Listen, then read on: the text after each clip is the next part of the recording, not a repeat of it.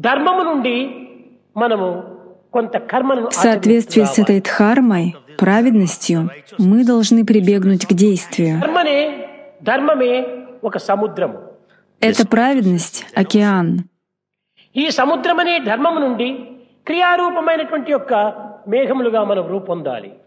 Из этого океана праведности мы должны стать облаками действия. ఈ యొక్క మేఘముల నుండి కురిచేటువంటి యొక్క వర్షమే మానవుని యొక్క ప్రేమ బిందువులు. Дождь, который проливается из облака действия, — это капли любви. ఈ ప్రేమ బిందువుల యొక్క చేరికనే సెలయేరులు. Капли любви сливаются в потоки. ఈ సెలయేరుల యొక్క త్యాగమే సముద్రం యొక్క ఐక్యం. Жертвование этих рек — это их слияние, которое мы видим в океане.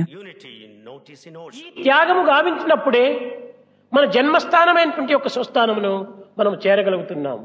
Только благодаря такому жертвованию мы можем вернуться к своему истоку.